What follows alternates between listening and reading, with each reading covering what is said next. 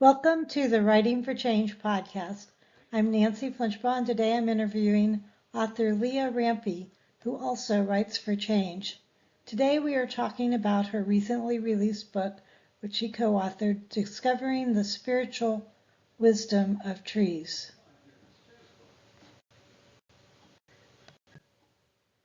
Leah is a writer, speaker, and retreat leader. She weaves ecology, spirituality, personal stories, and practices to help others deepen their relationship to the natural world. I interviewed her last year about her first book, Earth and Soul, and now she has a new book out.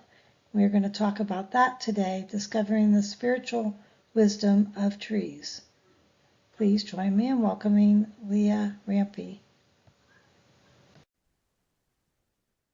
Well, welcome, Leah Rampy. It's great to see you again. I know you came to my Writing for Change podcast over a year ago, and now you're back with a new book that you talked about then, Discovering the Spiritual Wisdom of Trees.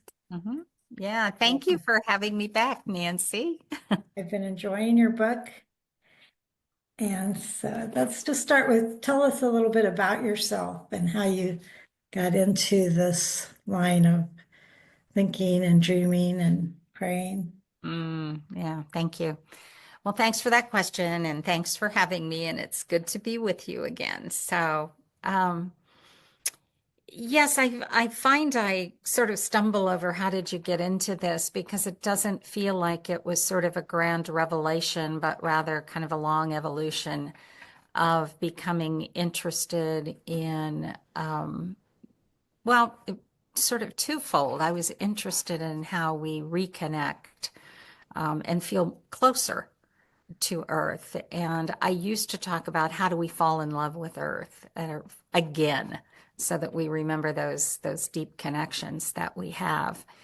And as you know, I used to lead pilgrimages, and in doing that, they were almost always about inviting people to closer relationships with whatever land or trees or water that was nearby. And then I started including that more and more often in retreats that I led.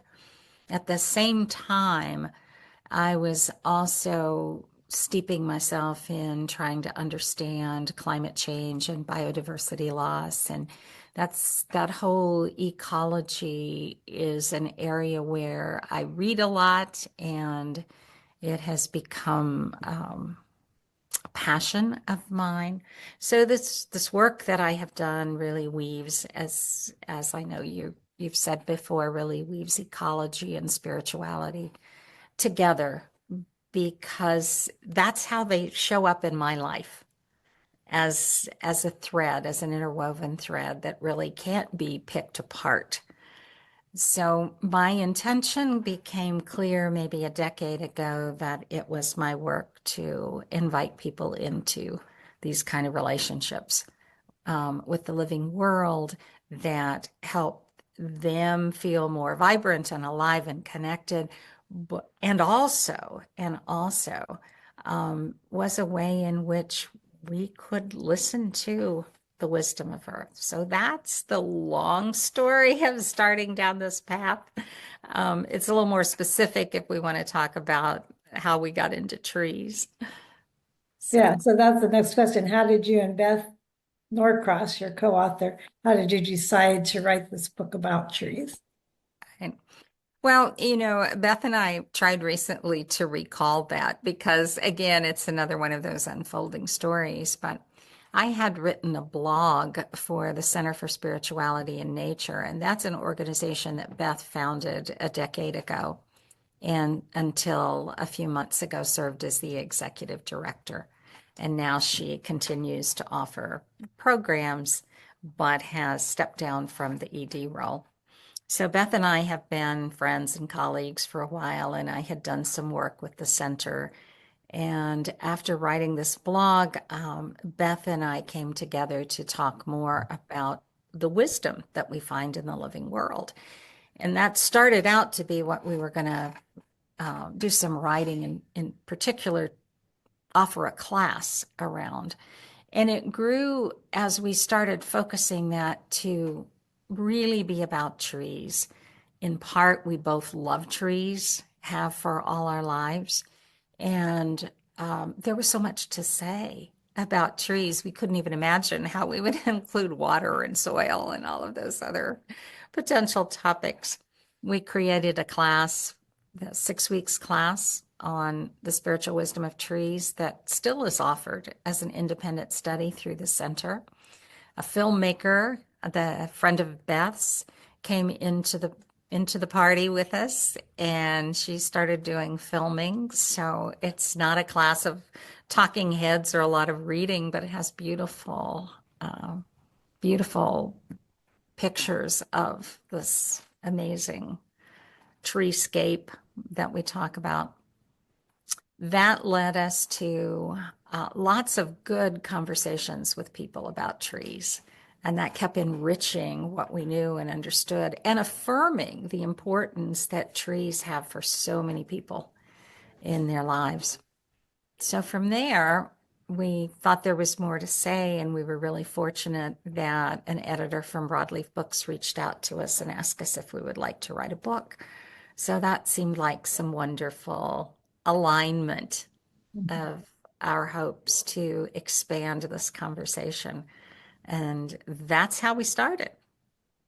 So you kind of picked a lot of different aspects of trees, like the topics, roots, soil, cracking open the nut, I guess, water, embracing the light and the darkness.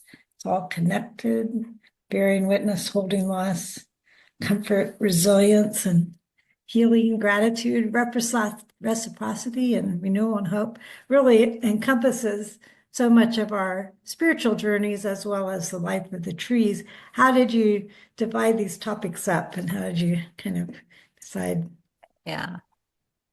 Well, some of these topics were ones that we had written about when we developed the course, and we felt they really were key topics. So we wanted to expand on those. And then we thought there was a lot that was left. So we added the soil and the water and this extended ecosystem. And as we were doing that, laying out our outline, we um, we had some that we felt our voices, our individual voices were better aligned with, or it's an area of particular passion for me, one that I talk about a lot. So connections is one example, and that was a chapter that I wrote. And that's something I bring into every retreat I lead, basically any conversation I have about spirituality and the living world. I always have this conversation about this deep connection that trees have with each other, with the broader ecosystems, and with us as part of the ecosystem. So it sort of fell out that way. It really didn't take a lot of discussion. Uh, there are many chapters that either one of us could have written, um, but you have to start somewhere. So Yeah, we ended up each of us writing half of the book, but in our own chapters. And our hope was, because we traded the chapters back and forth after writing them and then edited for each other. So some of Beth's stories are added into chapters that I wrote. Some of what I have suggested is overlaid into her work. So we hope that even though we have different voices, it doesn't feel jarring to the reader. yeah. There's enough of both of us in each Yeah, I was that, reading yeah. it over this morning and I saw Beth referred to that Leah Rampy in her book, Earth and Soul. So she was kind of quoting you from your book. Right. Yeah, there's kind of that give and take. Uh-huh. That's beautiful. So what are you hoping people will get out of this book? What's your Mhm. You know, for that? well, Nancy, we could not have anticipated the times we live in now when we wrote the book.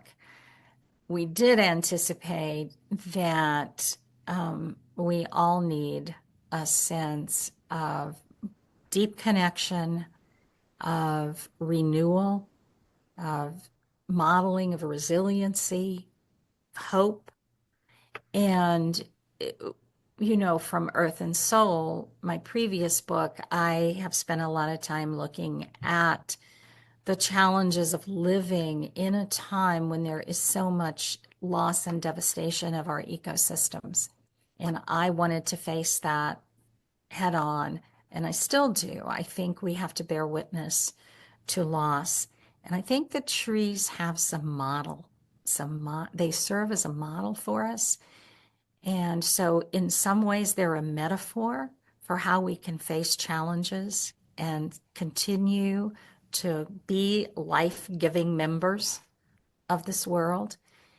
And I want to say that it's not simply that the trees are a metaphor. We also I believe that trees are spiritual beings, that they, like we, have what Thomas Merton called a hidden wholeness, this kind of deep soul within that is right there waiting for us to remember and reclaim. It gets buried over. That's part of the cracking open that you referred to before. And trees are so brilliant because they never try to be anything other than they who truly are. They're never anything other than themselves. And so, in that sense, they are these wonderful sacred beings who also show us how to be sacred. So, we really hope that people will find this to be a way of deepening connections and also understanding how to thrive in times that are really challenging. Yeah, I like all the exercises. You end each chapter with some exercises that we can undertake. You encourage us to find a favorite tree and to interact with that. And I was looking at, I have a tree that I'm worried about in my backyard, and one of the suggestions was to ask the tree, what it needed. I'm going to try that and see what the tree tells me. Yeah. And, yeah, Yeah. but And I it does, I think, Nancy, it does invite us to cultivate this deep kind of listening that's more than listening just with our thinking mind, and not listening for words that come to us in English, but listening with our full being, with our senses, with our heart, listening in there was deep. something also that we are similar to trees. I think can you explain that a little more? That we're not that divorced from them in terms of our origins. Well, I mean, we can go back, right? We've all evolved. We from this incredible universe, and we Mhm. are part of the same family tree. Robin Wall Kimmerer, who many of your listeners probably know, who authored the beautiful book Braiding Sweetgrass and now The Serviceberry, Indigenous Potawatomi, and PhD scientist and professor, speaks about we're all a leaf on this family tree, and humans are the newest leaves because we have all evolved from this same ongoing process of the birth of the universe. And we have and Beth could probably tell you the percentage, but we certainly share DNA with trees and other creatures on this earth. We're all made of stardust. We're all drinking the same water. Yeah, I And, thought that was so beautiful when that explanation about how the water cycles through the tree and through us, and the guided meditation was to think about, the water that's come into our bodies, and just to be aware of all that. It's quite and amazing. the air we breathe, Nancy, the air we breathe. I mean, we can't breathe without trees. Yeah. We are part of the cycle of carbon and oxygen and that exchange. And and the water has been, I mean, the water's not coming from somewhere new. Water is all recycled and Yeah. repurposed. And so, we're drinking water that dinosaurs may have been standing in. Exactly. Here we are. So, and the plants are part of our cells. So, in that way, we could never be apart. So we share so much with trees, even though trees have been here so many millions of years longer than our human ancestors have walked this earth. So, so what, just, I mean, you've already talked about this, but what would you say are some of the ways that trees hold wisdom for us? And I just want to mention one thing. You have your chapter about the light and the darkness, and you're talking about how the underside of a leaf is so important for the whole photosynthesis process. And I was thinking, and then kind of jump to the idea that our dark times are really times that teach us and we grow. And I was like, I'm never going to look at a tree the same way. I'm going to look at the underside of the leaves and think about, what the darkness that I'm experiencing and how that's leading me into the light. But there's so many gems like that in your book, but just Thank what do you. you say are some of the main ones for you? Well, since you mentioned light and dark, I did love writing that chapter, and it's a very much a chapter of both and. I think we're a little conflicted about how we talk about light and dark, and we usually, or oftentimes, I guess, particularly in some of our religious traditions, speak about overcoming darkness. And so we have come to see dark as not very good. And we probably can understand that more when we look at the way that we light our communities, our outdoors, our homes at night. We really don't experience true darkness. And as such, we aren't familiar with it in ways that our ancestors would have been. So trees love light. Absolutely. They show us how to stretch and reach for the light because they are always doing that. They need it for their photosynthesis. I think this might be a part of what you were remembering and referring to from the chapters. When trees want to make that stretch toward the light, they have their leaves have to grow on the side that's darkest, and the trees stretch on the dark side in order to reach for that light. So there is that example that could invite us to say, for me to move more into the light, what is it that needs stretched? Where do I need to look at places that I haven't grown? And how do I stretch in those ways to be more fully vibrant, to be more fully alive? And we remember that trees need darkness.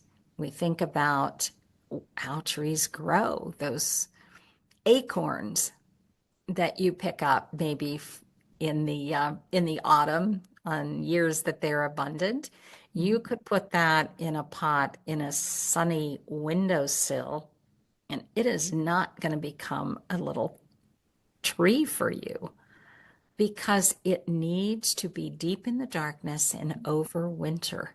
It needs the cold in order for it to crack open, grow those deep tap roots, extend its root system, and become a lively, vibrant tree. So Mhm. that darkness, all of that darkness, so much of what the tree does, all of that exchange of nutrients with each other, exchanging and drawing up water, that's all happening below ground and in the darkness. And it is one of the things that I wish on our cover that we had more root. We don't have roots on our cover. And the Mhm. roots are so important to the life of a tree. That darkness You have to turn matters. it Oops, you're upside upside down. down. I see what you're doing. It does. It's a mirror, isn't it? Yeah. Yeah. So. Anyway, so light and dark is really interesting, and it's important for us, I think, in our spiritual journey to remember that we need both, right? So we may be reaching for the light, and then there's this time when we need the winter. We need the quiet of the winter. We Mhm. need the chance not to stretch and grow, but to simply wait in Mhm. silence for what is wanting to unfold. There's so many metaphors of light and dark that you could use to I learn think not it's to interesting the that they dark. say dark space and dark matter make up what, over 90% of all the universe, and we don't really understand it. With all of our scientific knowledge, we still don't really understand all that. So there's that mystery there that's at the Mhm. heart of everything. But yeah, there's so much we just don't see. I remember Beth's story about how they moved their sidewalk to try to help the tree and ended up killing the tree because it disturbed the roots. So Yeah. we don't think about that huge network underneath the ground, and all that's in the dark also. Exactly, exactly. And you mentioned before we started about wondering what your trees are doing underground. And I think that's a beautiful wondering, like who are they connected to? Who are they speaking to? Um, who's sharing with them? And that is one of the practices we invite people to do, to use our imaginations, which are also gifts that we have, to consider what might be possible beyond our seeing. Well, it's beautiful. There's so much to explore there. And I want to come just spend some time going out and sitting with the tree and doing the exercises and see what kind of wisdom unfolds for me, how I can continue to grow in my understanding and connections. That's beautiful. So what are you working on now? What's next? Are you Yeah. Well, so the book just came out on Earth Day. And so we have been doing some book talks and book signings, and there are some book groups that are starting. And we have agreed, as I did with Earth and Soul, that if there are any book groups reading, discovering the spiritual wisdom of trees, we're happy to Zoom in or phone in to one of the conversations. We love being in conversations about the book. As you know, I also lead retreats. And so Beth and I have a retreat that's coming up in October at Montreat. And I have a couple that are coming up in August and in October as well. And so that's my passion, is to lead retreats. I've been fortunate to do a few already. Um, and they're on a variety of topics, but trees always manage to work their way into my conversations, my metaphors, and into the ways in which we open to the living world. So talks, conversations, and then in terms of writing, I don't have a book project, but I have started at the beginning of the year. I started a Substack. And so I am writing weekly posts on Substack as a continued practice of noticing, because writing helps me is that attend. the emails that you're sending out? Yeah, they come out in email. If you subscribe to the Substack, it comes into your inbox. Yeah. The people can check out your website for your schedule of retreats Mhm. and also sign up to receive your emails. Yeah, they're very good and deep and can tell you're continuing to grow and Thank you. evolve. Yeah, Yeah. Well, read. Nancy, It's wonderful how as a you read. writer, yeah, this is a writer that we stretch ourselves as we write. And sometimes we discover what we know, even as we discover what we don't know. Yeah, So yeah. it is a gift to be able to do that. And it's a gift to be in conversation with others about it, because that's also a really wonderful way to grow and stretch. And just like the trees are in conversation with each other, exchanging those messages underground all the time, we too are in conversation. And Well, thank it's you for part your of life. work and for talking with me today and for the way you're helping us all deepen our connection with the earth. And as we deepen that, we have to care for the earth. We want to care for ourselves. We're intimately a part of everything. Hmm. So yeah, Hmm. it's a great book, and I hope everybody will check it out. And best wishes to you as you continue your journey, leading us into wisdom. Thank you, Nancy, and thanks for all that you're doing.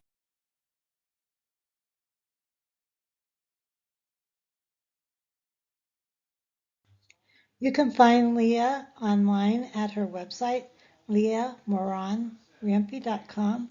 You can also find her on Facebook at Leah Rampy Writer, on Instagram at Leah Rampy, and LinkedIn at Leah Rampy.